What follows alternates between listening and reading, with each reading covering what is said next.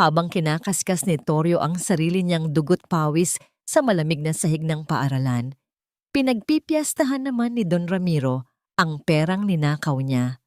Umamin ka na, matanda, kundi wawasakin ko ang buhay ng mga ampon mo. Walang awang dumudura ang salita ni Senyora Violeta. Akala nila, yuyuko ng tuluyan ang basurero.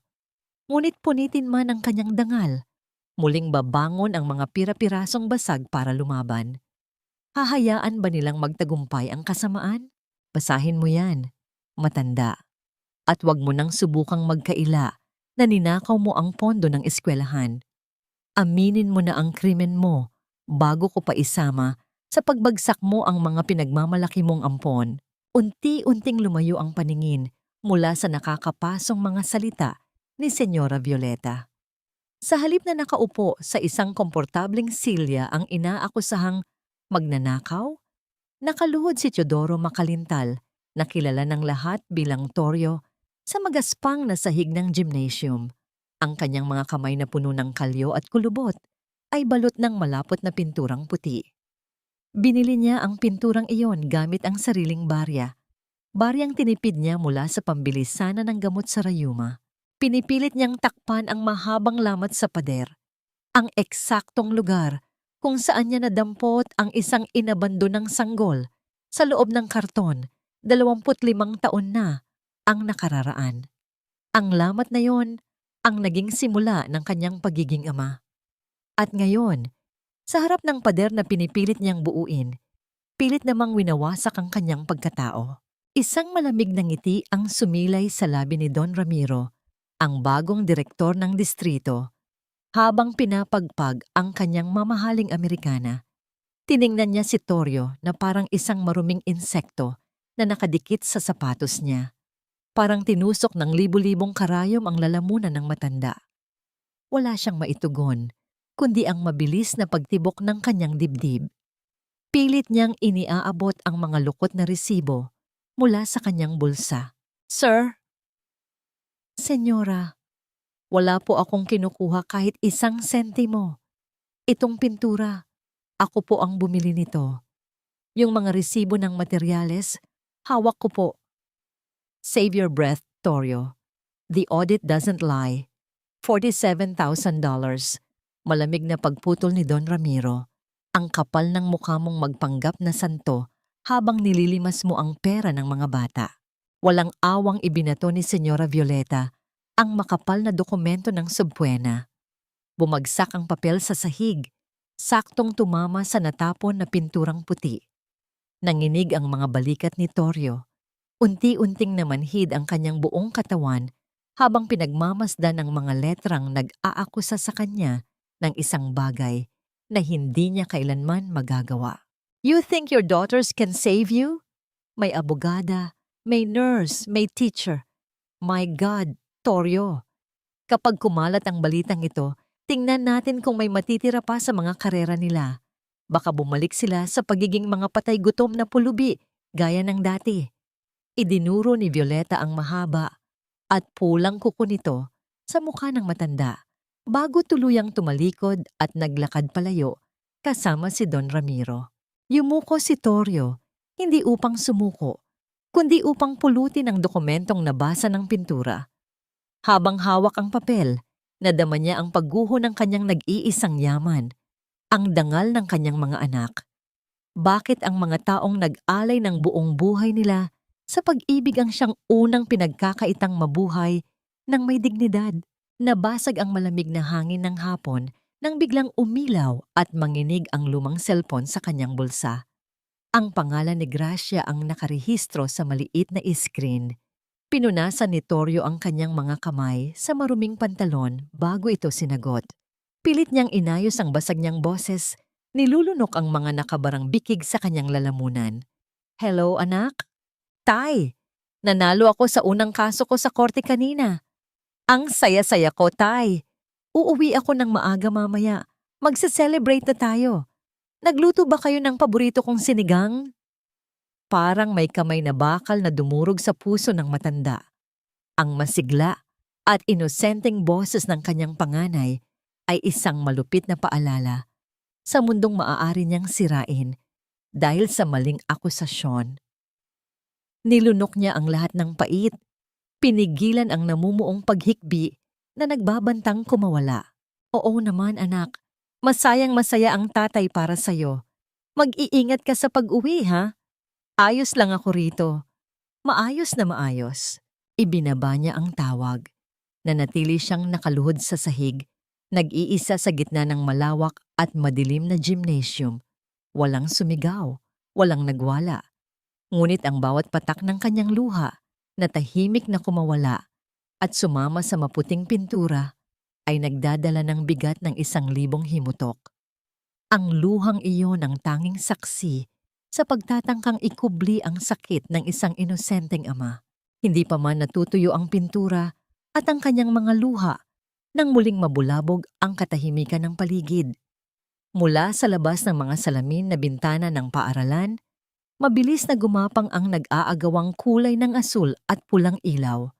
Isang sasakyan ng mga awtoridad ang mabilis na huminto sa harap ng tarangkahan, kasabay ng matalim at nakakabinging alingawngaw ng sirena na pilit bumabasag sa gabi.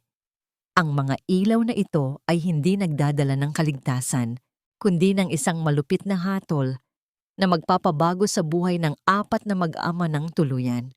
May warrant of arrest na nakapangalan kay Teodoro Macalintal. Ang matalim na alingawngaw ng sirena mula sa sasakyan ng mga awtoridad na kumuha sa kanyang ama ay tila nag-iwan ng multo sa isipan ni Ninita. Kahit nasa loob siya ng maaliwalas at maputing pasilyo ng ospital kung saan siya nagtatrabaho bilang nurse, pakiramdam niya ay patuloy siyang hinahabol ng nakakabinging wangwang na yon. Mahigpit niyang hawak ang mga chart ng pasyente nang biglang humarang sa kanyang daraanan ang isang bultong pamilyar at nakakapanindig balahibo. Nakatayo roon si Senyora Violeta. Suot ang kanyang perpektong ngiti na hindi umaabot sa kanyang mapanuring mga mata. "Kumusta ang paborito kong nurse?" Malamig na bati ng senyora, ngunit ang tono nito ay may dalang lason na unti-unting gumagapang sa balat ni Ninita. Inilapit ni Violeta ang kanyang mukha. Halos bumulong sa tainga ng dalaga. "Sana naman ay hindi mo nakakalimutan kung paano ka nakapasok sa prestihiyosong ospital na ito. Utang na loob mo sa akin ang trabaho mo, Ninita. Ako ang nakiusap sa board of directors para tanggapin ang isang ampon ng basurero." Nanginig ang mga kamay ni Ninita. Ang konsepto ng utang na loob sa kulturang kinagisnan niya ay isang mabigat na kadena. At ngayon ay hinihila ito ni Violeta upang sakalin siya. "Ano po ba ang kailangan ninyo, senyora?" Pilit na pinapatatag ni Ninita ang kanyang boses, bagaman nararamdaman niya ang malamig na pawis sa kanyang batok. "Kausapin mo ang tatay mo. Kumbinsihin mo siyang umamin na sa pagnanakaw. Para na rin yon sa inyong magkakapatid. Dahil kung magmamatigas ang matandang yon at umabot ang iskandalo rito sa ospital, isang tawag ko lang sa direktor, matatanggalan ka ng lisensya.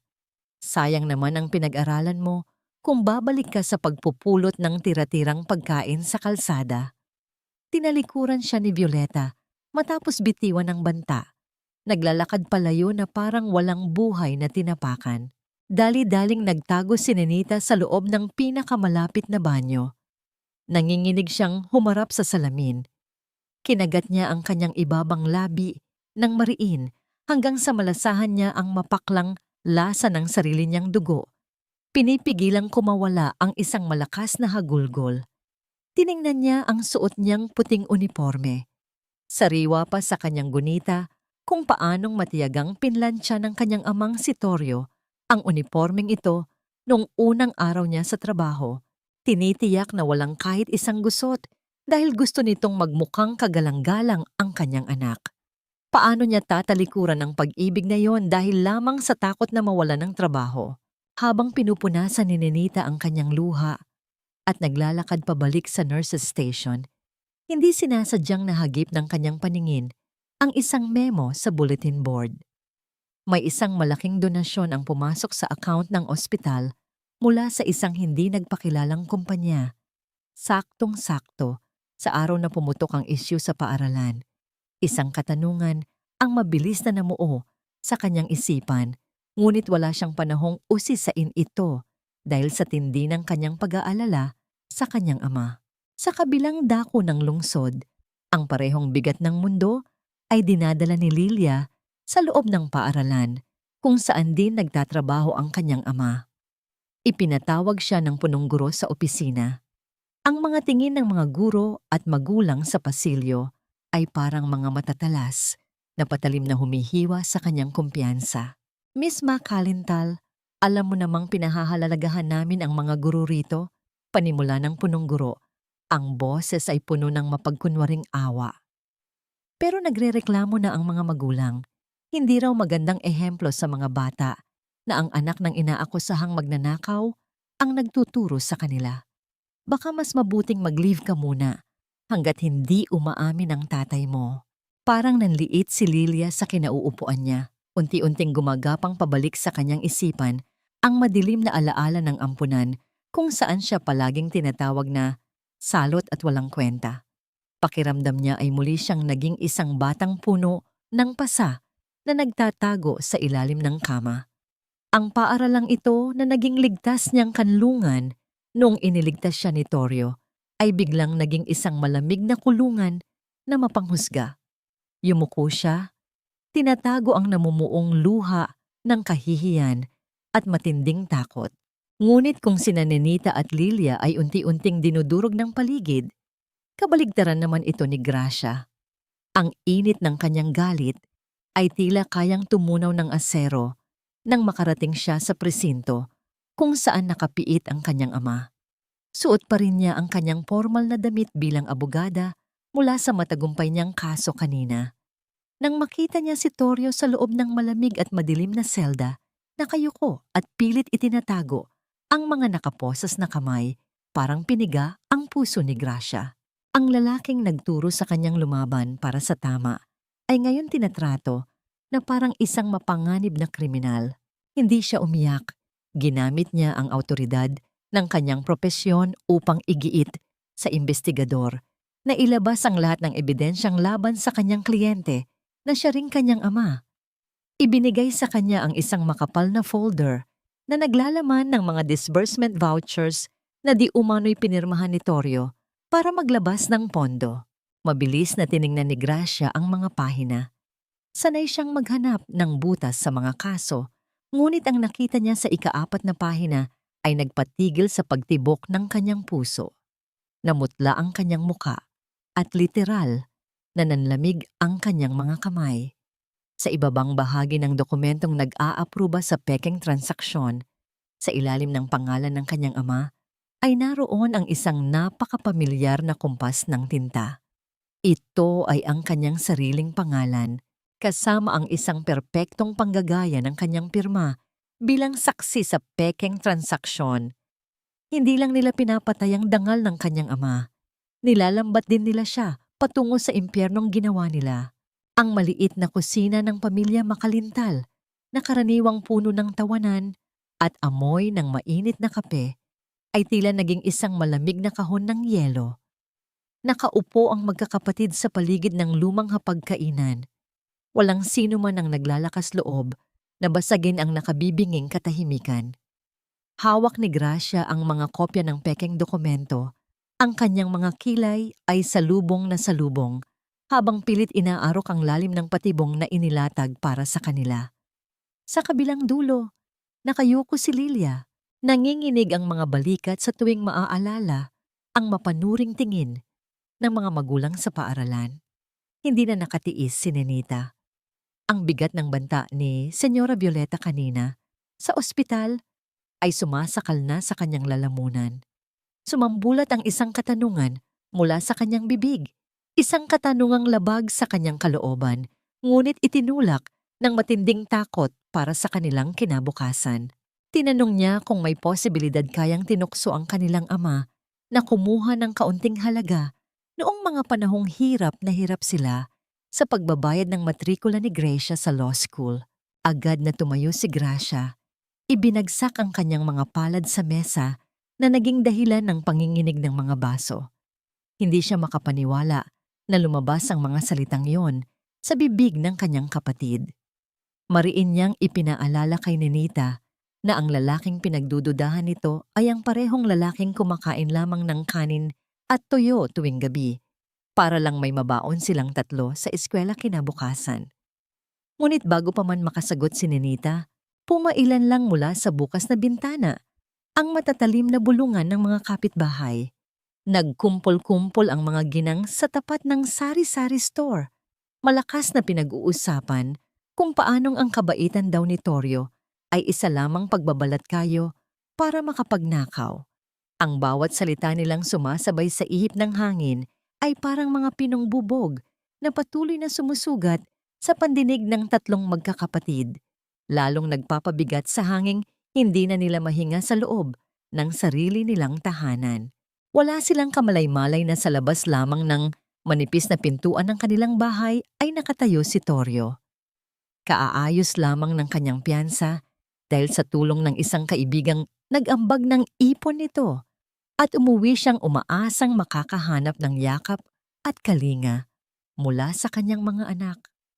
Ngunit nang marinig niya ang palitan ng mga salita sa loob, lalo na ang pagdududa ni Ninita, tila natunaw ang lahat ng lakas sa kanyang mga tuhod. Umatras siya palayo sa pinto patungo sa madilim na sulok ng kanilang bakuran.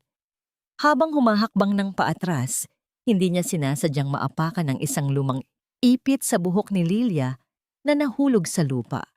Isang simpleng bagay na palagi niyang itinatago sa bulsa ng kanyang polo bilang paalala ng pagmamahal niya sa anak.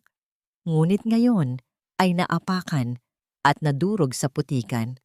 Napagtanto ng matanda na ang pagmamahal na inialay niya ay hindi sapat para protektahan sila mula sa kahihiyan siya.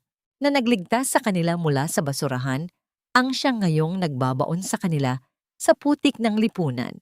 Sa hindi kalayuan, sa ilalim ng anino ng isang malaking puno ng acacia, nakaparada ang isang itim at mamahaling sasakyan. Mula sa nakabukas na bintana nito ay pinapanood ni Don Ramiro ang maliit na bahay. Isang malamig at mapagmataas na ngiti ang gumuhit sa kanyang mukha habang hinihitit ang kanyang tabako. Ang usok na ibinubuga niya ay tila sumisimbolo sa kamandag na unti-unting lumalason at sumisira sa pamilyang matagal nang naging tinik sa kanyang mga lihim na transaksyon sa paaralan. Alam niyang kapag nagkanya-kanya na ang mga anak, mas madali na lang baliin ang leeg ng matanda. Sa loob ng bahay pati sa mitangigi. Pansamantalang naputol ang mainit na diskusyon ng magkakapatid nang biglang umilaw ang cellphone ni Gracia na nakapatong sa mesa. Isang pamilyar na ritual ng pagtawag mula sa isang hindi nakarehistrong numero ang nagpakaba sa dalaga. Nang sagutin niya ito, walang ni isang tinig na sumagot mula sa kabilang linya. Tanging mabibigat na paghinga lamang ang naririnig. Bago tuluyang naputol ang tawag, nag-iwan ng isang nakakakilabot na pakiramdam na may nagmamanman sa kanilang bawat galaw. Bago pa man makapagsalita muli si Gracia para pakalmahin ang mga kapatid, biglang bumukas ng malakas ang pintuan ng kanilang bahay, hindi dahil sa hangin, kundi dahil sa isang taong hindi nila inasahang dadalaw sa ganitong oras ng gabi. Nakatayo sa hamba ng pinto si Senyora Violeta.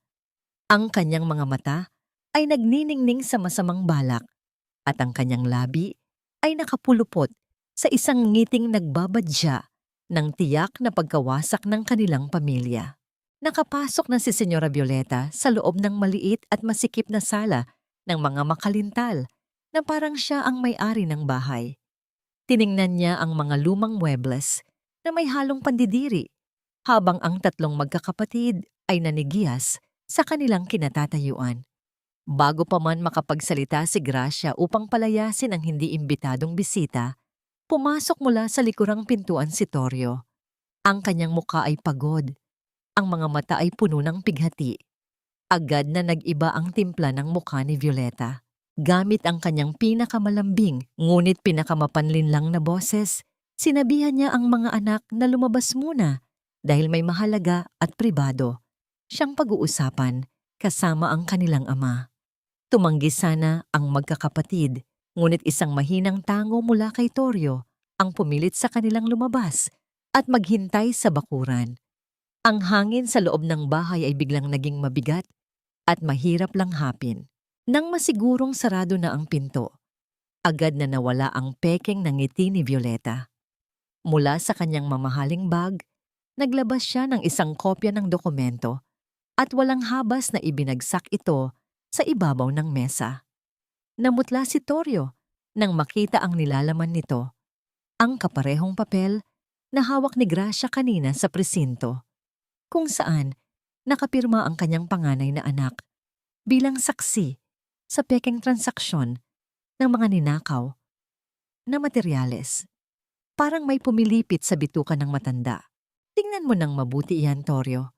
Malamig at may diinawikan ni Violeta.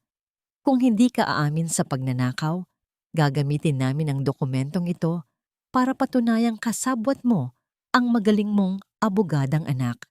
Isipin mo, isang baguhang abogada, makukulong dahil sa pandaraya.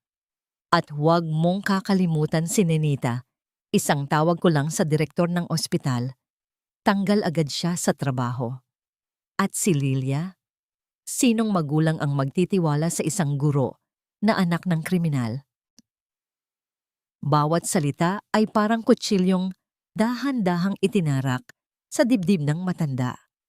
Pilit niyang hinahanap sa mga mata ng senyora ang kahit kapiranggot na konsensya, ngunit puro itim na kasakiman lamang ang kanyang nakita. Nanginig ang buong katawan ni Torio. Ang mga tuhod na ginugol niya sa habang buhay na marangal na paggawa ay unti-unting nanghina. Sa harap ng babaeng tila nagkukubli sa likod ng isang malupit na anyo, dahan-dahan siyang lumuhod sa malamig na sahig. Labis ang kanyang pagyuko, halos sumayad na ang muka sa kahoy. Parang awa niyo na po, senyora. Paos at nanginginig ang kanyang tinig. Ako na lang po ang panagutin ninyo. Kung kinakailangan, ako na lang po ang kunin ninyo. Pero huwag niyo pong idamay ang mga anak ko. Wala silang kasalanan. Nagmamakaawa po ako sa inyo. Ang boses niya ay puno ng pinakamasidhing kirot at pagkaaba.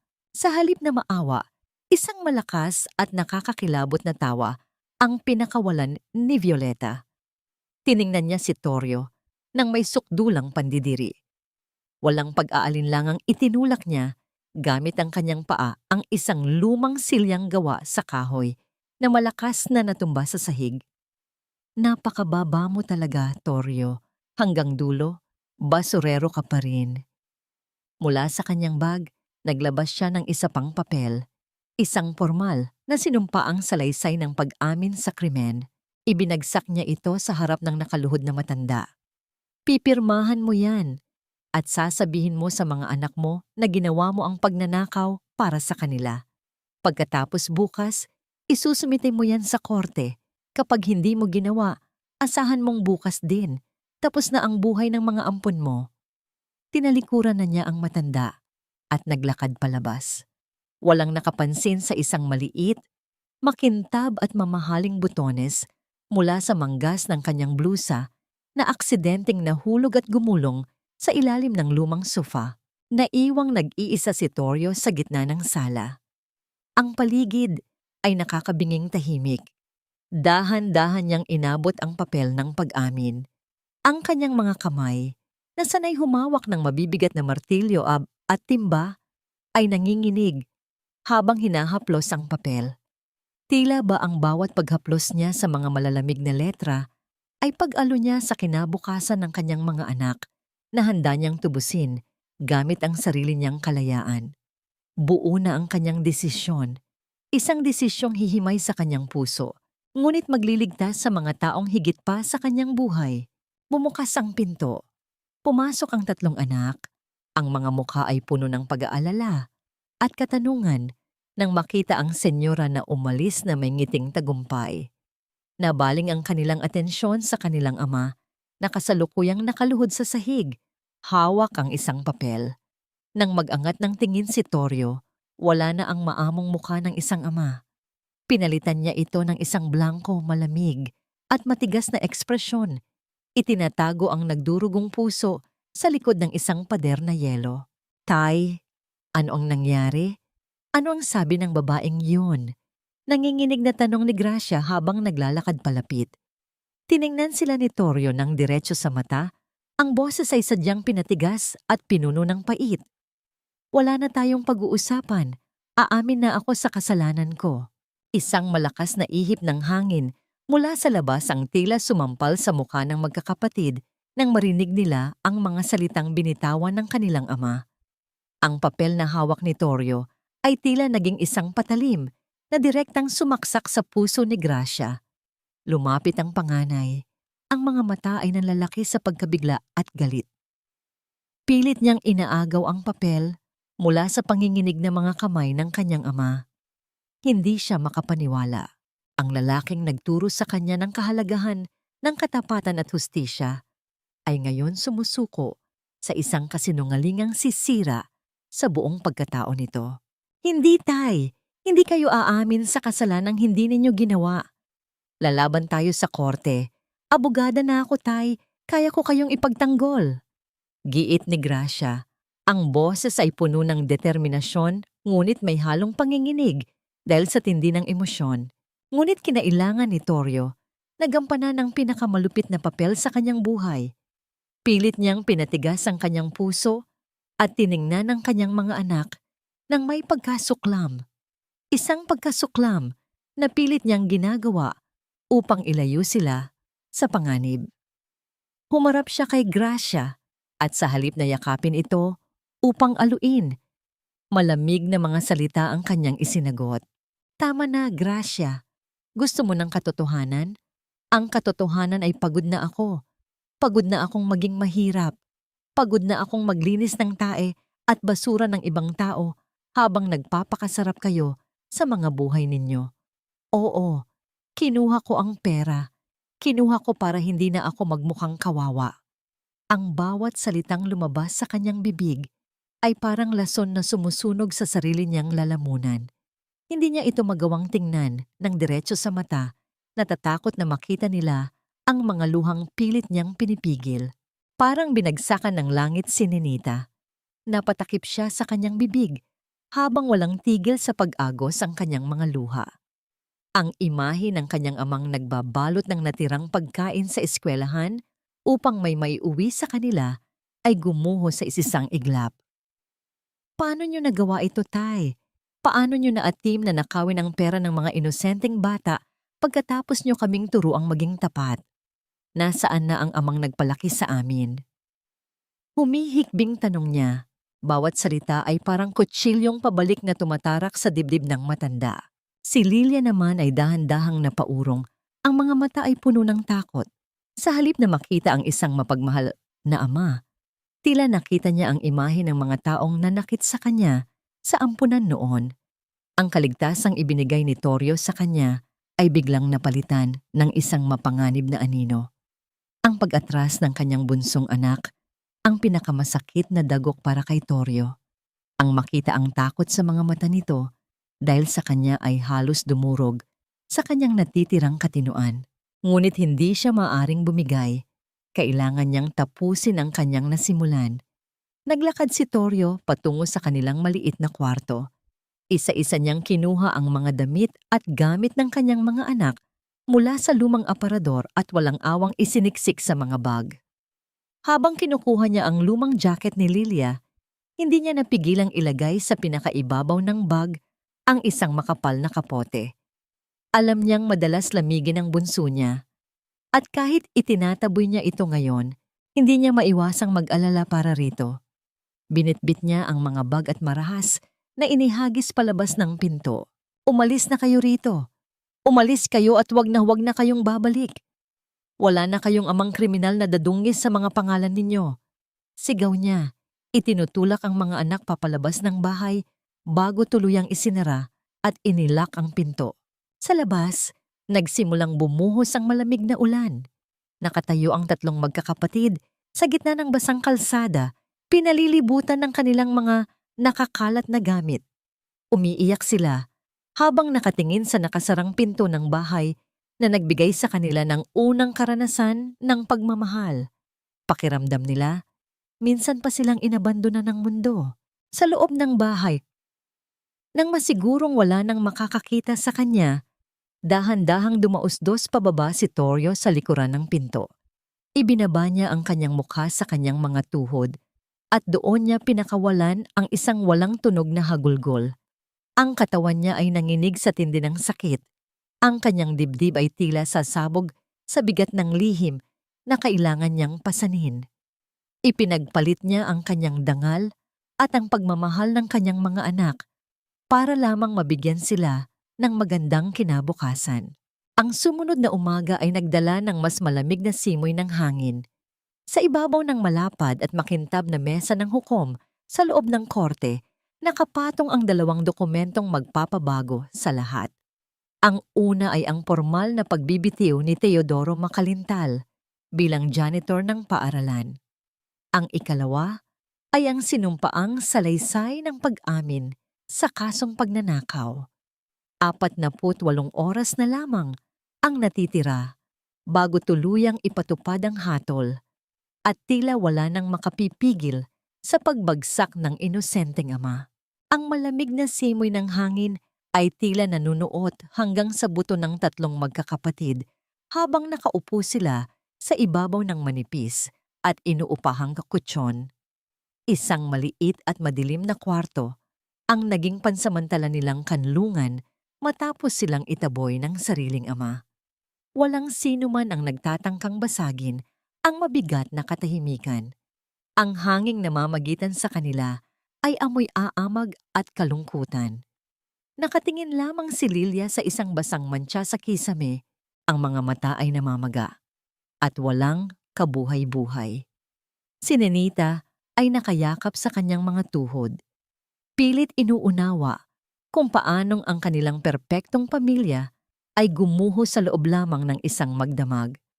Habang si Gracia, na palaging ginagamit ang isip kaysa sa puso, ay nakatitig sa kawalan, pilit na hinahanap ang nawawalang piraso sa mga salita ng kanilang ama. Ang mga mata ni Torio, noong itinataboy sila nito, ay hindi nagpapakita ng galit ng isang kriminal, kundi ang takot ng isang taong zahanda ng mamatay. Ang bigat ng gabing iyon ay sumama kay Nenita hanggang sa pagpasok niya sa ospital kinabukasan. Ang matapang na amoy ng alkohol at gamot ay hindi sapat upang linisin ang magulong isipan ng dalaga. Habang naglalakad siya sa mahabang pasilyo, nahagip ng kanyang paningin ang isang matandang pasyenteng nakaupo sa isang wheelchair malapit sa bintana. Ang matanda ay nakasuot ng kupas na polo na halos kapareho ng paboritong damit ni Torio. Nanginginig ang mga kamay ng pasyente habang sinusubukang buksan ang isang pakete ng murang biskwit. Walang sino mang kapamilya ang umaalalay dito. Tila may isang matalim na bagay na tumusok sa lalamunan ni Nenita. Ang imahe ng matandang iyon ay unti-unting napalitan ng mukha ng kanyang ama. Naalala niya noong nag-aaral pa siya. Madalas siyang maabutan ng gabi sa silid-aklatan at pag-uwi niya, palaging may nakahandang mainit na gatas at biskwit sa ibabaw ng mesa. Kahit pagod, mula sa buong araw na paglilinis, hihintayin siya ni Torio para sabay silang kumain. Hindi na kinaya ni Nenita. Mabilis siyang tumalikod, nagtago sa likod ng isang malaking haligi, at doon ay umiyak ng walang patid. Ang mga luha ng pangungulila at matinding pagsisisi ay dumaloy sa kanyang mga pisngi. Tinatanong ang sarili kung bakit hinayaan niyang kainin ng pagdududa ang pamahal niya sa lalaking nagbigay sa kanya ng pangalawang buhay. Sa kabilang dako ng lungsod, ang dating masiglang bahay ng mga Macalintal ay naging isang malaking puntod ng mga alaala. Nililinis ni Torio ang maliit na kusina, isang gawaing palagi niyang iniiwasan noon dahil palaging nag-aagawan ng kanyang mga anak kung sino ang maghuhugas ng pinggan. Ngayon, ang paligid ay nakakabinging tahimik. Inusog niya ang nag-iisang natirang silya sa gitna ng mesa. Ang tatlong silya, kung saan dating nakaupo ang kanyang mga yaman, ay nakatago na sa likod ng bahay. Hindi niya kayang makita ang mga ito na walang laman. Naglakad siya patungo sa kaldero upang magsandok ng mainit na kanin para sa kanyang hapunan. Nang idikit niya ang sandok sa bigas dahil sa nakasanayang kilo sa loob ng mahigit 2 dekada, walang kamalay-malay na hinati ng kanyang nanginginig na kamay ang kanin sa 4 na pantay na bahagi.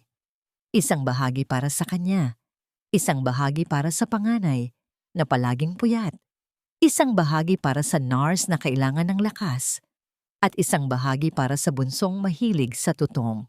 Nang mapagtanto niya ang kanyang ginawa, napatigil ang matanda.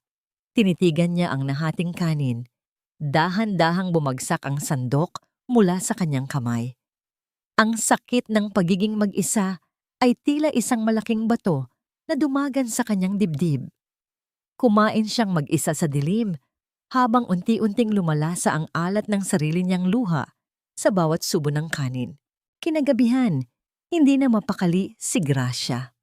Ang utak ng isang abogada ay hindi marunong tumanggap ng pagkatalo nang walang sapat na ebidensya. Nagdesisyon siyang palihim na bumalik sa kanilang lumang bahay habang natutulog na ang kanyang mga kapatid. Ang dahilan niya sa kanyang sarili ay kukunin lamang niya ang ilang naiwang libro sa batas.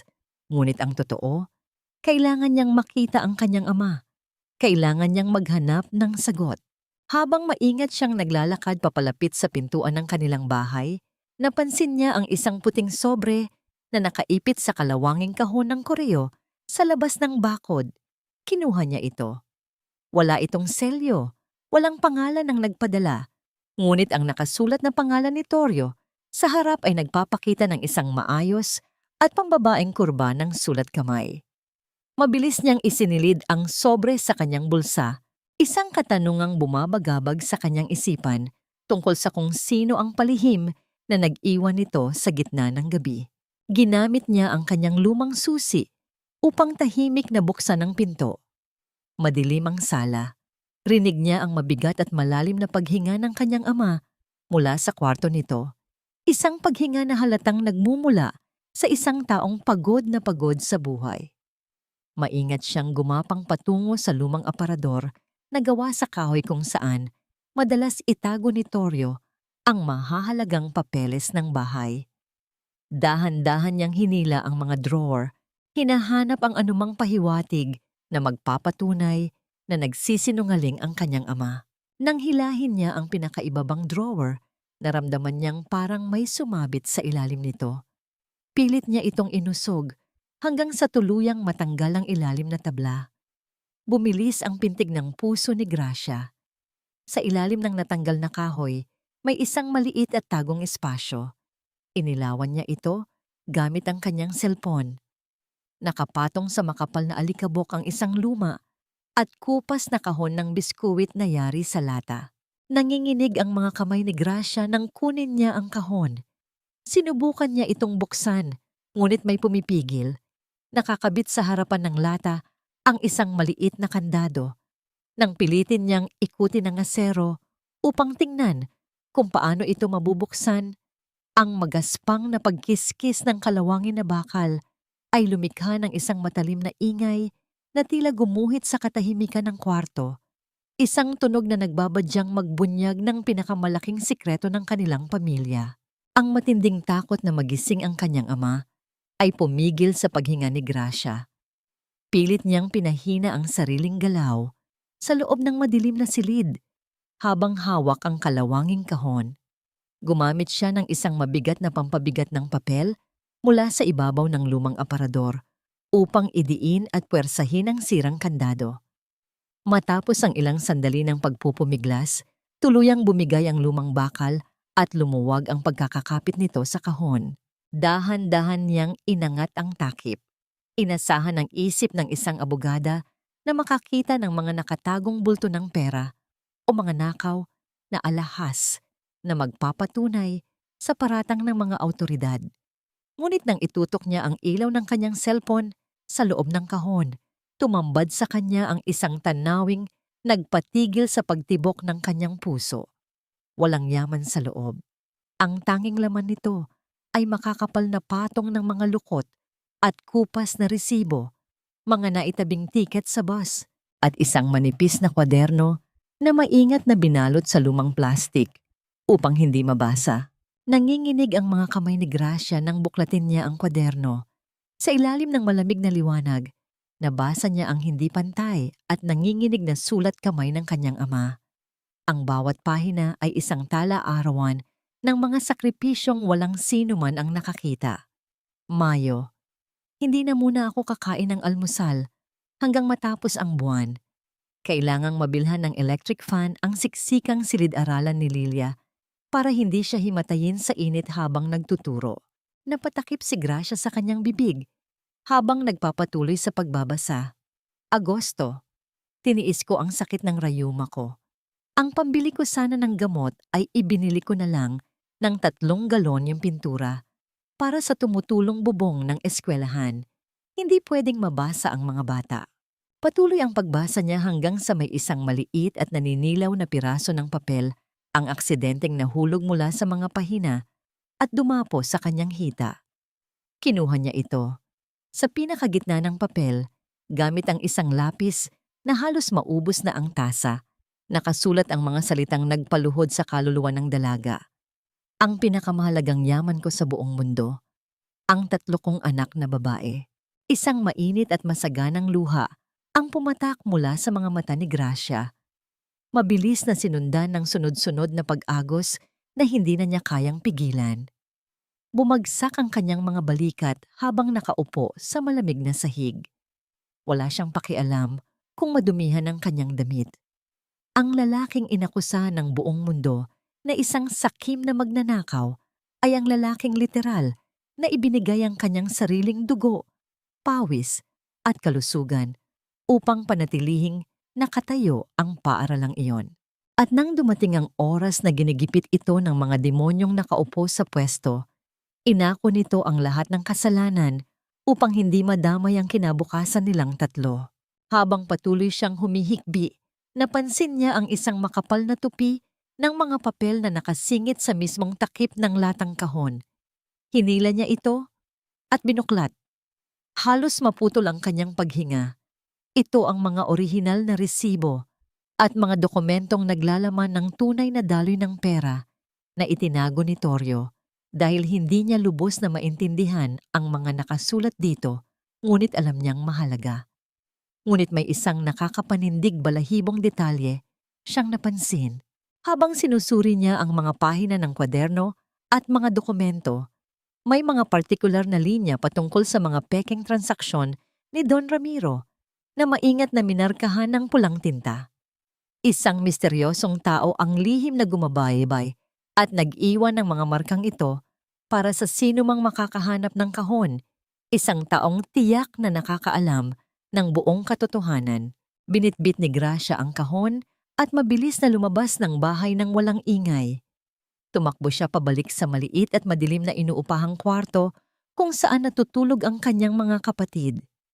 Paggising ni Nenita at Lilia, bumungad sa kanila ang panganay na kapatid na namumumula ang mga mata, ngunit may bitbit na katibayan. Inilatag ni Gracia ang kwaderno at mga papel sa ibabaw ng manipis na kutsyon. Sabay-sabay nilang binasa ang mga nakasulat. Ang katahimikan ng madaling araw ay tuluyang nabasag ng magkakasunod na paghikbi. Yakap-yakap ni Nenita ang kanyang sarili. Paulit-ulit na humihingi ng tawad sa hangin dahil sa pagdududang pinayagan niyang pumasok sa kanyang puso. Si Lilia ay napahagulgol habang idinidikit sa kanyang dibdib ang pahina kung saan inilista ng ama ang pagbili nito ng pamaypay para sa kanya. Sa pagkakataong yon, ang magkakapatid na pinilit paghiwalay ng kasinungalingan ay muling pinag-isa ng isang napakalalim at dalisay na pag-ibig. Unti-unting napalitan ng ibang emosyon ang mga luha sa silid. Ang matinding awa at pagsisisi ay dahan-dahang nasunog, nagiging isang nag-aalab at hindi mapipigilang puot laban sa mga taong umapak sa dangal ng kanilang ama. Tumayo si Gracia. Ang postura ng isang umiiyak na anak ay napalitan ng porma ng isang palaban at walang awang abogada. Tiningnan niya ang lumang orasan sa dingding. Pagsapit ng umaga, ihaharap ang kanilang ama sa husgado upang formal na tanggapin ang hatol na pagkakulong. Pinunasan ni Gracia ang mga natitirang luha sa kanyang pisngi gamit ang likod ng kanyang kamay. Humarap siya kina Nenita at Lilia. Ang kanyang mga mata ay nag-aapoy at matalim, walang iniiwang puwang para sa takot. Mayroon na lamang tayong 12 oras bago tuluyang basahan ng sakdal si tatay. Magbihis kayo. Babawiin natin ang ama natin. Hindi pa man sumisilip ang unang sinag ng araw, ang maliit na inuupahang kwarto ay naging isang himpilan ng mga sugatang sundalo na handang bumangon para sa kanilang huling laban. Nakalatag sa ibabaw ng kutsyon ang lahat ng resibo, ang kwaderno ng kanilang ama, at ang misteryosong dokumentong may mga markang pulang tinta. Tiningnan ni Gracia ang kanyang mga kapatid. Wala na ang mga luhang nagpapakita ng kahinaan. Pinalitan ito ng isang nag-aalab na determinasyong ipagtanggol ang haligi ng kanilang tahanan. Binigyan niya ng gawain ang bawat isa. Gagamitin nila ang lahat ng kanilang natutunan upang buwagin ang imperyo ng kasinungalingan ni Don Ramiro. Si Nenita ang unang kumilos. Gamit ang kanyang uniforme bilang nurse, palihim siyang pumasok sa tanggapan ng administrasyon ng ospital habang nagpapalit ng shift ang mga gwardiya. Ang tibok ng kanyang puso ay mabilis at malakas habang binubuksan ang mga folder ng mga donasyon. Alam niyang kung mahuhuli siya, tuluyan na siyang matatanggal sa trabaho at mababasura ang kanyang lisensya. Ngunit ang banta ni Senyora Violeta, na noon ay nagbibigay sa kanya ng takot, ay ngayon naging gatong sa kanyang tapang. Nahanap niya ang record ng malaking donasyong pumasok kamakailan. Ang pangalan ng nagpadala ay isang kumpanyang hindi pamilyar, ngunit nang itugma niya ito sa kopya ng pekeng dokumentong hawak ni Gracia, nakumpirma niya ang pinakapangit na katotohanan. Ang pera ay nagmula sa pekeng kumpanya ng kamag-anak ni Don Ramiro. Ginamit nila ang mismong ospital kung saan nagtatrabaho si Nenita upang linisin ang perang ninakaw mula sa paaralan, at pinalabas na ang ospital ay may utang na loob kay Violeta. Samantala, hinarap ni Lilia ang pinakamalaking multo ng kanyang buhay. Bumalik siya sa paaralan habang abala ang lahat sa paghahanda para sa unang klase ng umaga. Nanginginig ang kanyang mga binti sa tuwing naaalala niya ang mapanuring tingin ng mga magulang, ngunit ang imahe ng kanyang amang nakaluhod sa ulan habang pilit silang pinapalayo ang nagbigay sa kanya ng lakas. Dumiretso siya sa pinakasulok na opisina ng accounting at nilapitan ng isang matandang clerk na si Miss Clara. Nang makita siya ng matanda, agad itong napayuko at umiyak. Umamin si Miss Clara na siya ang palihim na nag-iwan ng sobre sa kanilang bahay at nagmarka ng pulang tinta sa mga dokumento. Hindi raw niya kayang matulog sa gabi dahil alam niyang si Torio ang bumili ng bigas para sa pamilya niya noong mamatay ang asawa niya. Habang siya naman ay pinilit ni Don Ramiro na manipulahin ang mga numero ng paaralan. Bilang pambawi sa kanyang kaduwagan, iniabot ni Miss Clara kay Lilia ang isang maliit na flash drive. Laman nito ang kopya ng lihim na kuha ng CCTV mula sa pasilyo noong gabing tinakot ni Violeta si Torio at pinilit na pumirma sa kasinungalingan. Bumalik sina Nenita at Lilia sa kanilang kwarto na bitbit ang mga armas na tatapos sa laban. Napangiti si Gracia nang makita ang kompletong ebidensya. Maingat niyang inilagay ang lahat sa loob ng kanyang itim na maleta. Habang nag-aayos, kinuha niya mula sa kanyang bag ang isang luma at medyo kupas na necktie ng kanyang ama. Sa halip na itago, isinuot niya ito sa ilalim ng kanyang formal na blazer bilang abogada. Ang telang iyon na amoy araw at pawis ng isang marangal na manggagawa ang magsisilbing kalasag niya sa loob ng korte. Isang paalala na ang ipinaglalaban niya ay hindi lang ang batas, kundi ang puso ng isang ama. Handang-handa na sila, ngunit ang kasamaan ay tila nakaamoy ng panganib. Habang kinukuha nila ang kanilang mga bag upang umalis, isang malakas at sunod-sunod na paghampas sa kanilang pintuan ang nagpayanig sa buong kwarto. Ang kahoy na pinto ay tila bibigay anumang oras sa lakas ng puwersa mula sa labas. Sumilip si Ninita mula sa maliit na siwang ng bintana at namutla sa kanyang nakita. Tatlong malalaking lalaking nakasuot ng itim na jacket, ang parehong mga tauhang nakita niyang sumusunod kay Don Ramiro, ang pilit na sumisira sa kanilang pintuan upang bawiin ang mga nakaw na dokumento bago pa man magsimula ang paglilitis. Ang malakas na puwersa mula sa labas ng pinto ay nagpadagundong sa dibdib ng tatlong magkakapatid. Walang oras para matakot. Mabilis na inabot ni Gracia ang isang mabigat na silya at ibinara ito sa pintuan upang maantala ang pagpasok ng mga tauhan ni Don Ramiro.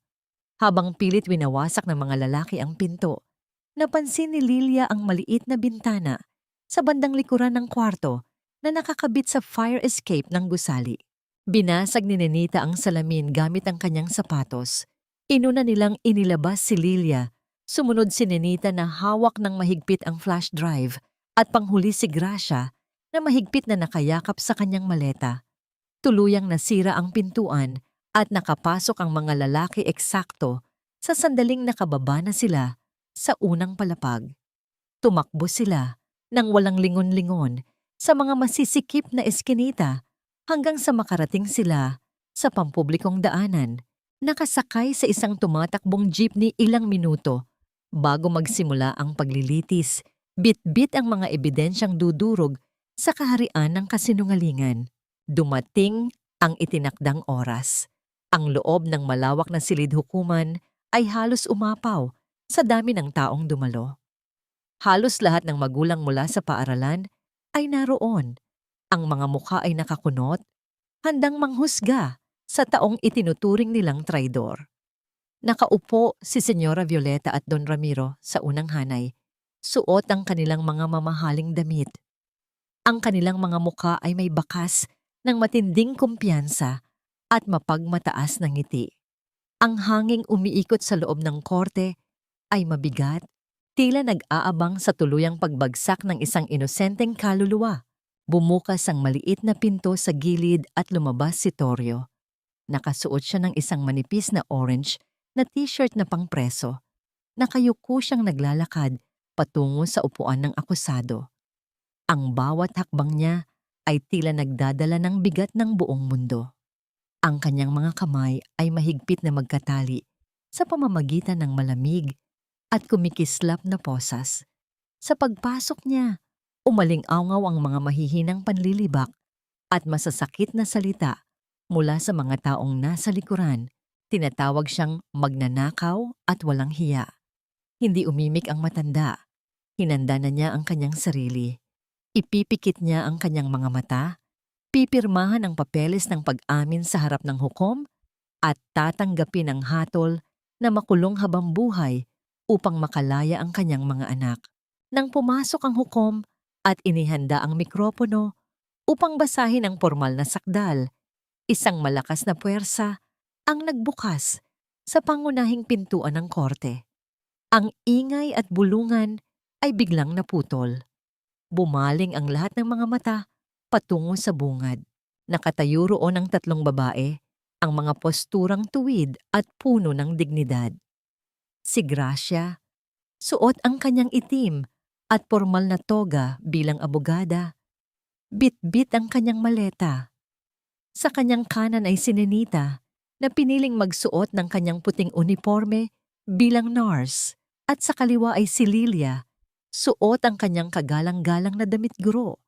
Ang pagpasok nila ay nagbigay ng isang napakabigat na awtoridad na tila humigop sa lahat ng kasamaan sa paligid.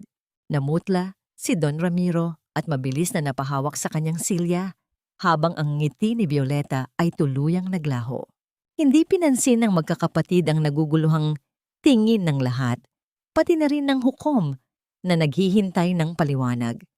Naglakad sila ng dahan-dahan, ang mga sapatos ay lumilikha ng matatag at sabay-sabay na hakbang sa makinis na sahig ng korte. Dumiretso sila sa gitna, hindi patungo sa pwesto ng mga abogado, kundi patungo sa upuan ng akusado, kung saan nakaupo ang kanilang amang nanginginig. Nang makita sila ni Torio, nanlaki ang kanyang mga mata. Pilit siyang umiiling. Ang luha ay nagsimulang mamuo. "Umalis kayo! Huwag na kayong madamay rito." Garalgal na pakiusap niya. Takot na mawasak ang kinabukasang ipinagpapalit niya sa sarili niyang kalayaan. Ngunit walang sino man sa magkakapatid ang umatras.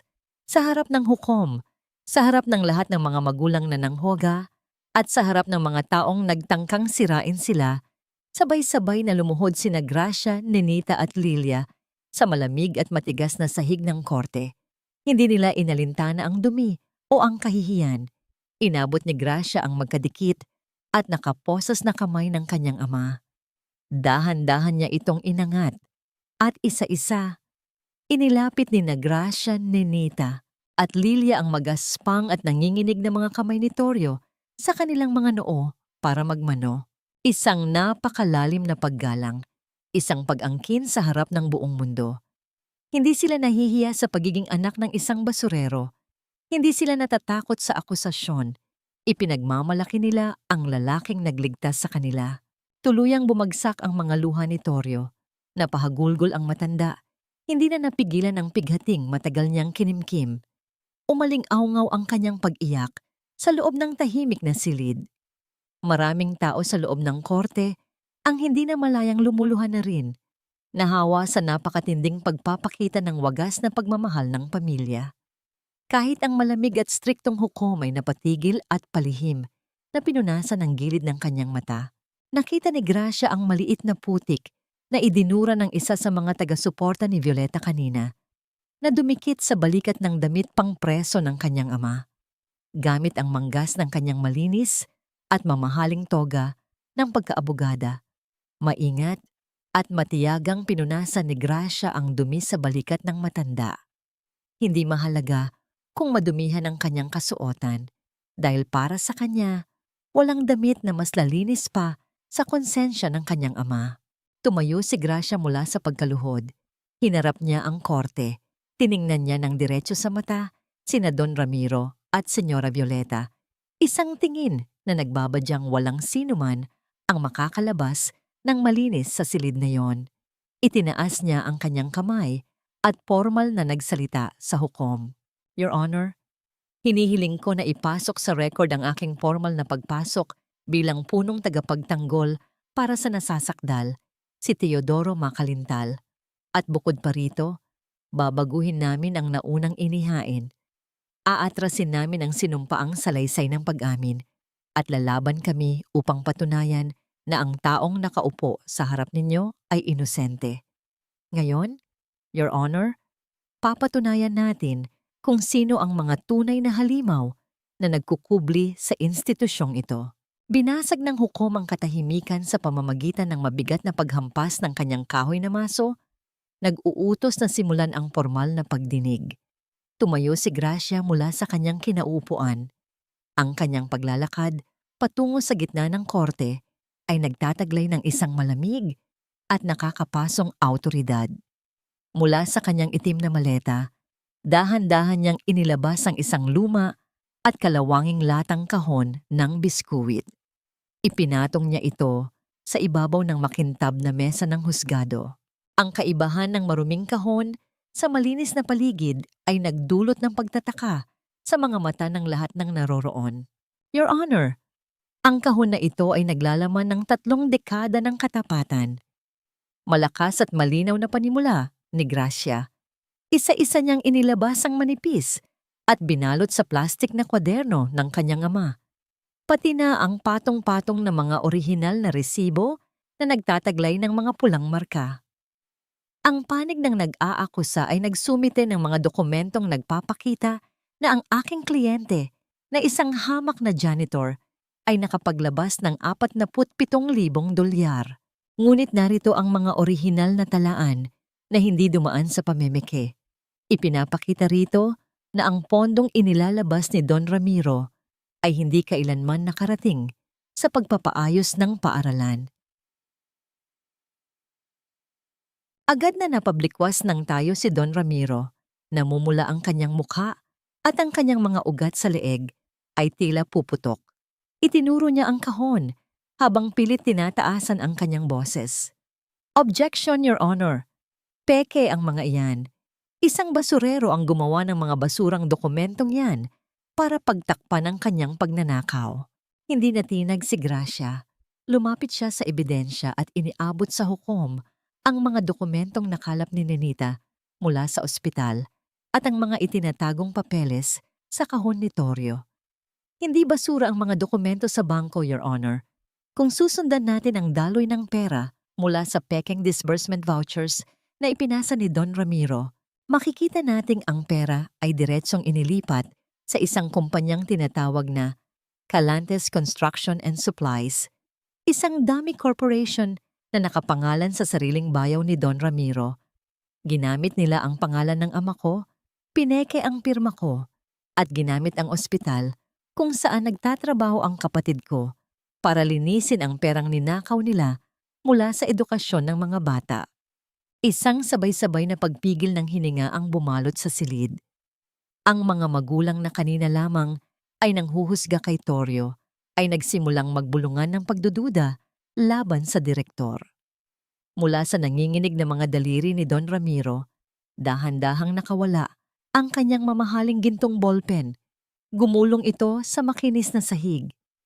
Pilit niya itong inabot, ngunit ang matinding panginginig ng kanyang mga kamay, dulot ng kaba at takot na mabunyag ang lahat, ay hindi nagbigay sa kanya ng lakas upang pulutin ang tanging bagay na nagpapakita ng kanyang yaman. Nang maramdaman ni Senyora Violeta na unti-unti nang nadudurog ang kanilang kasinungalingan, hindi niya nakayanan ng init ng sitwasyon. Tumayo siya, nawala ang lahat ng kunwaring pagiging kagalang-galang. Kasinungalingan, mga walang utang na loob, kaming mga nagbabayad ng buwis, ang nagpapakain sa inyong mag-aama. Kung hindi dahil sa awa namin, nabubulok pa rin kayo sa estero. Ang kanyang matinis at nanggagalaiting boses ay naglalarawan ng isang taong nawawala na sa katinuan. Sa halip na tulungan ang kanilang panig, ang kanyang pagwawala at pang-iinsulto ay lalo lamang nagpalalim sa hukay na kanilang kinatatayuan. Binalaan ng hukom si Violeta na manahimik, ngunit ginamit ni Gracia ang pagkakataong ito para ibigay ang huling dagok. Mula sa bulsa ng kanyang toga, inilabas niya ang flash drive na ibinigay ni Miss Clara kay Lilia. Dahil pinag-uusapan natin ang utang na loob at awa, hayaan ninyong ipakita ko sa korte kung paano ginagamit ng mga taong ito ang kahinaan ng mga mahihirap upang isakatuparan ang kanilang kasakiman. Kumonekta ang maliit na aparato sa sistema ng korte. Makalipas ang ilang saglit, umilaw ang malaking monitor sa itaas na bahagi ng silid. Lumabas ang malinaw na kuha ng CCTV mula sa madilim na pasilyo ng paaralan. Umalingaw-ngaw sa buong korte ang boses ni Violeta. Matalim at walang awa, eksakto sa gabing tinakot niya ang matanda. Pipirmahan mo yan. Kapag hindi mo ginawa, asahan mong bukas din. Tapos na ang buhay ng mga ampon mo. Nakita ng lahat kung paano itinulak ni Violeta ang upuan at kung paano lumuhod ang isang kaawa-awang ama upang magmakaawa para sa kinabukasan ng kanyang mga anak.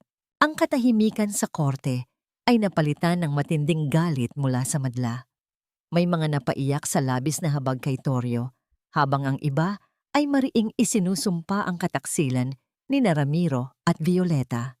Pinukpok muli ng hukom ang kanyang maso upang patahimikin ang emosyon ng silid. Attorney Macalintal, mabigat na tawag ng hukom matapos humupa ang ingay.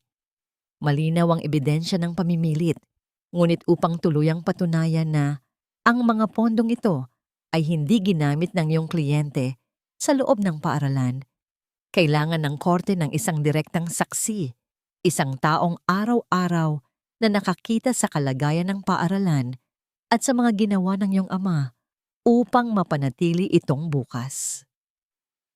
Lumingon si Gracia sa kanyang mga kapatid at tumango.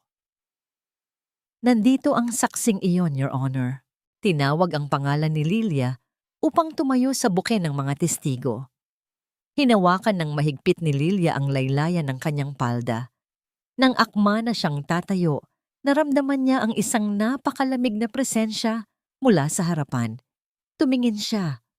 Ang mga mata ni Don Ramiro na nakatitig sa kanya ay hindi mata ng isang tao, kundi mga mata ng isang makamandag na ahas na handang manuklaw sa oras na siya ay gumalaw. Bumalik ang lahat ng takot na matagal na niyang ibinaon. Nanlambot ang kanyang mga tuhod at napabagsak siyang muli sa kanyang inuupuan. Ang kanyang paghinga ay nagsimulang maging mabilis at kinakapos. Nanlamig ang buong katawan ni Lilia. Ang bawat pares ng mata sa loob ng silid hukuman ay nakatutok sa kanya. Ngunit ang tanging nakikita niya ay ang mapanlinlang at nanlilisik na tingin ni Don Ramiro. Para siyang ibinalik sa madilim na kwarto ng ampunan kung saan wala siyang boses at kalaban niya ang mga taong may kapangyarihan. Pilit niyang inihahakbang ang kanyang mga paa patungo sa buk ng mga testigo, ngunit tila nakadikit sa sahig ang kanyang mga sapatos. Ang kanyang dibdib ay mabilis na umaangat at bumabagsak, pilit na humahagilap ng hanging mailalanghap. Sa gitna ng kanyang pagkahindik, isang gaspang ng malamig na bakal na kumiskis sa kahoy ang umagaw sa atensyon ng lahat. Tumayo si Torrio mula sa upuan ng akusado. Kahit mabigat ang posas na nakapulupot sa kanyang mga pulso, itinayo niya ang kanyang sarili ng tuwid at puno ng dignidad. Tiningnan niya ang kanyang bunsong anak.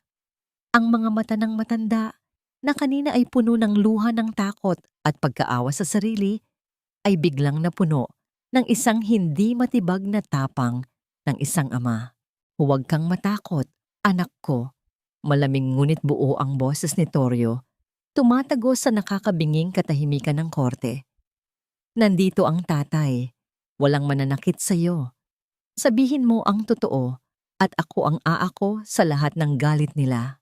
Tila tinunaw ng mga salitang iyon ang yelong nakabalot sa puso ni Lilia. Ang pag-ibig ng kanyang ama ay naging isang mainit na kalasag na yumakap sa kanyang nanginginig na kaluluwa. Humugot siya ng isang malalim na hininga. Inangat ang kanyang mukha at matapang na naglakad patungo sa upuan ng testigo. Wala na ang takot na guro. Ang nakaupo ngayon ay ang anak ng isang marangal na lalaki. Nang tanungin siya ni Gracia kung nakita niya ang mga ginawa ni Torrio para sa paaralan, hindi mga numero o sukat ang isinagot ni Lilia. Nagsalita siya mula sa kailaliman ng kanyang kaluluwa. Hindi magnanakaw ang tatay ko, panimula ni Lilia. Ang boses ay basag, ngunit malakas.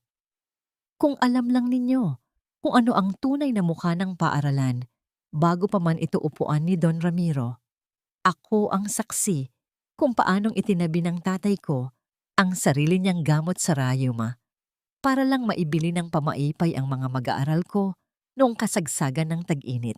Nakita ko kung paano niya itinali ang kanyang mga sirang sapatos gamit ang alambre dahil ang ipon niya ay ibinili niya ng semento para takpan ang butas sa pader kung saan palaging nadadapa ang mga bata. Hindi siya kumukuha sa paaralan. Ibinibigay niya ang sarili niyang dugo at laman para hindi gumuho ang eskwelahang ito. Umaisi sambisi. Ang mga salita ni Lilia ay parang ulan na bumuhos sa mga pusong tuyot. Maraming magulang sa loob ng korte ang hindi na napigilan ang pag-iyak. Naalala nila ang mga simpleng ngiti at tulong ni Torrio sa kanilang mga anak. Ang hangin ay napuno ng mahihinang paghikbi. Hindi na kayanan ni Senyora Violeta ang unti-unting pagpanig ng simpatiya ng tao sa pamilya Makalintal. Tumayo siya. Ang muka ay namumula sa galit at matinding pagkapahiya. Mga sinungaling, mga ingrata, sigaw ng senyora, nakaturo ang mahabang kuko sa magkakapatid. Wala kayong utang na loob, lalo ka na nena. Kung hindi dahil sa impluensya ko, hindi ka magiging nurse sa pinakamalaking ospital sa bayan. At ito ang igaganti mo sa akin. Hindi nagpatinag si Nenita. Tumayo siya mula sa kanyang upuan. Tinanggal ang kanyang puting cap ng pagka-nurse at mariing inilapag ito sa mesa ng kanyang kapatid na abogada. Ang kanyang boses ay nagliliyab sa paninindigan. Kung ang kapalit ng profesyon ko ay ang pagbenta ko sa kaluluwa ng tatay ko at ang pagyuko sa mga demonyong tulad ninyo, isaksak nyo sa baga nyo ang lisensyang ito. Walang kaba na sagot ni Nenita. Ang mga mata ay nakatitig ng matalim kay Violeta. Wala kaming utang na loob sa mga taong ginagamit ang kahirapan namin para magmukhang santo. Ang tanging utang na loob namin ay sa lalaking nagpakain sa amin ng tira-tira niya para lang hindi kami matulog ng gutom. Tuluyang nawala sa katinuan si Violeta. Nagwala siya sa gitna ng korte, naghihiyaw ng mga masasakit at malulutong na sumpa. Sinusubukan pang ibato ang kanyang mamahaling bag patungo sa pwesto ng magkakapatid, ngunit mabilis siyang pinigilan ng mga gwardiya. Ang kanyang marangyang anyo ay tuluyang napunit. Inilalantad ang isang napakapangit at bulok na pagkatao na nagdulot ng labis na pandidiri sa buong madla. Humakbang si Gracia patungo sa gitna, eksakto sa harap ng pwesto ng hukom. Ang kanyang mga mata ay nag-aapoy ngunit ang boses ay may dalang kapayapaan ng isang taong alam na nanalo na ang katotohanan. Tiningnan niya ang kanyang ama. Pagkatapos ay binalingan ng hukom at ang buong silid. Your Honor, ang mga numerong inilatag ng kabilang panig ay mga kasinungalingang ginawa upang pagtakpan ang sarili nilang kasakiman. Ang kahon ng biskuit ng aking ama ang naglalaman ng tunay na halaga ng edukasyon sa bayang ito. Wala siyang kinuha sa paaralang ito, Your Honor. Ibinigay niya ang kanyang buhay, ang kanyang kalusugan, at maging ang kanyang pangalan para lang protektahan ang mga inosente.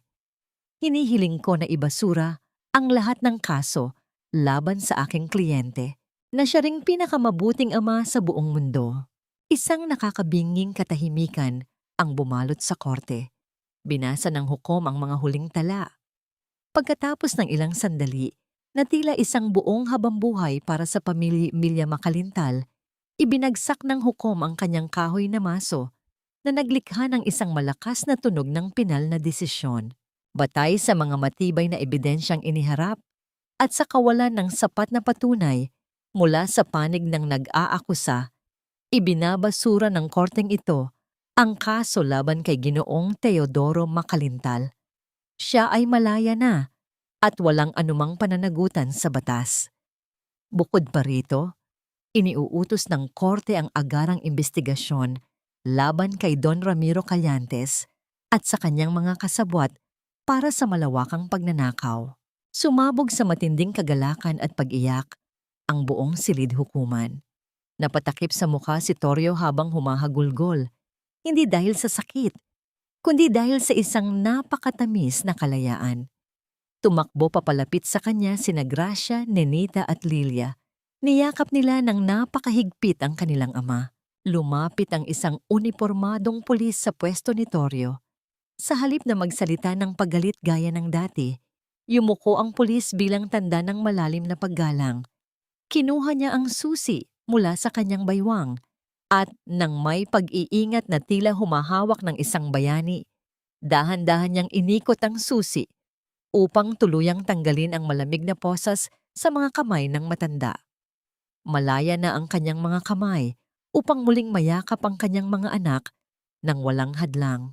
Sa kabilang dulo ng silid, sinusubukan ni Don Ramiro na palihim na gumapang patungo sa pintuan sa likuran habang abala ang lahat sa pagdiriwang. Nanginginig ang kanyang buong katawan, basang-basa, ng malamig na pawis ang kanyang mamahaling suit. Binuksan niya ang pintuan upang makatakas, ngunit laking gulat niya nang bumungad sa kanya ang matitikas na katawan ng 3 opisyal mula sa National Bureau of Investigation. Hawak ang isang papel na naglalaman ng warrant of arrest na nakapangalan mismo sa kanya. Ang tunog ng pag-click ng malamig na bakal sa mga pulso ni Don Ramiro ay tila musika ng hustisya na umalingaw-ngaw sa buong pasilyo ng korte. Pinipilit niyang magpumiglas ang kanyang mamahaling sapatos ay kumakayod sa makinis na sahig habang inilalabas siya ng mga awtoridad, ngunit wala siyang takas. Ang mga magulang at guro na dati pumapalakpak at yumuyuko sa kanya ay nakahanay ngayon sa pasilyo. Walang nagsalita, ngunit ang mga matatalim at nandidiring tingin na ipinukol nila sa nagpumilit na direktor ay mas masakit pa sa anumang sampal. Ang taong minsang itinuring ang sarili bilang Diyos ng paaralan ay nilaladlad ngayon bilang pinakamababang uri ng kriminal sa paningin ng lipunang kanyang ninakawan. Hindi rin nakatakas sa kamay ng karma si Senyora Violeta. Habang sinusubukan niyang mabilis na maglakad palabas ng gusali, suot ang kanyang malaking itim na salamin upang itago ang mukha. Hinarang siya ng mga miyembro ng Board of Directors ng ospital at mga kapwa niya opisyal sa samahan ng mga magulang. Harap-harapang sinabi sa kanya na tinatanggal na siya sa lahat ng kanyang pwesto at iniimbestigahan na rin ang kanyang mga negosyo. Sa kanyang labis na pag-apura at pag-aalboroto upang makalayo sa mga taong nanghuhusga sa kanya, hindi niya napansin ang hindi pantay na semento sa labas ng korte. Natisod si Violeta. Bumagsak siya sa harapan ng maraming tao at saktong lumapat ang kanyang paborito at pinakamamahaling damit sa isang malaking lawa ng putik mula sa ulan noong nakaraang gabi. Wala ni isa mang kamay ang bumaba upang tulungan siyang bumangon. Ang senyorang laging nagmamalaki na hindi siya mababahiran ng dumi ng mahihirap ay ngayon nakalubog sa sarili niyang putik ng kahihiyan.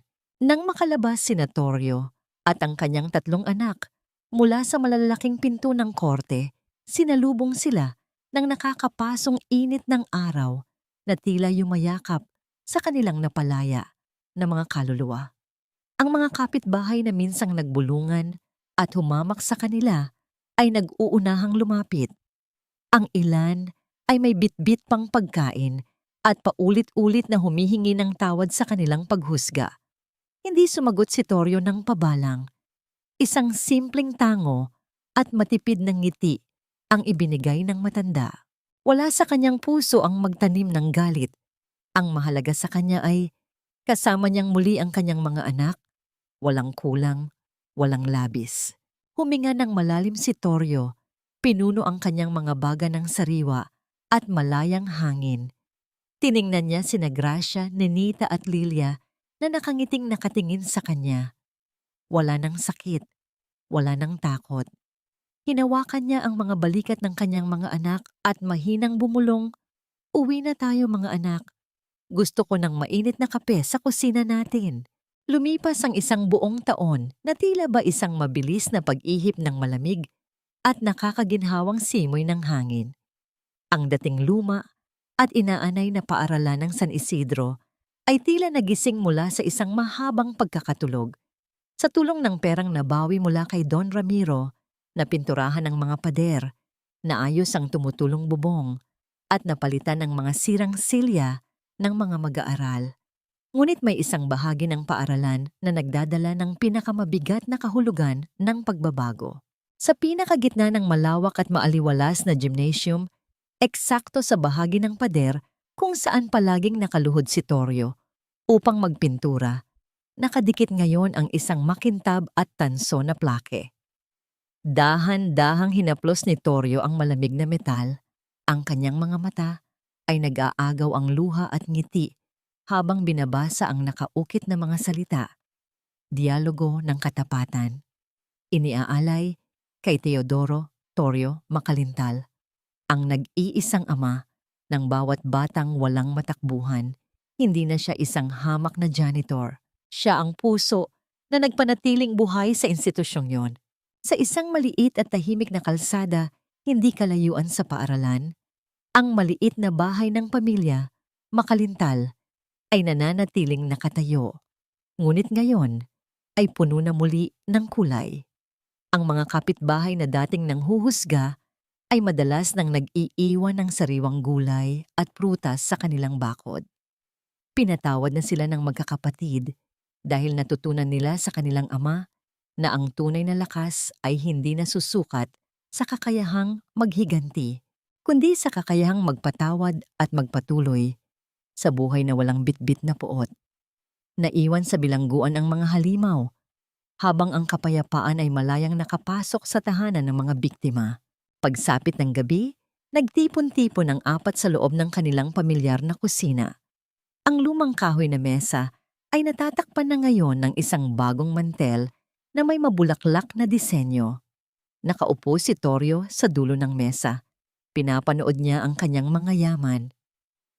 Si Gracia, ang matapang na abogada, ay nagkukuwento ng isang nakakatawang kaso habang naghahanda ng kanin.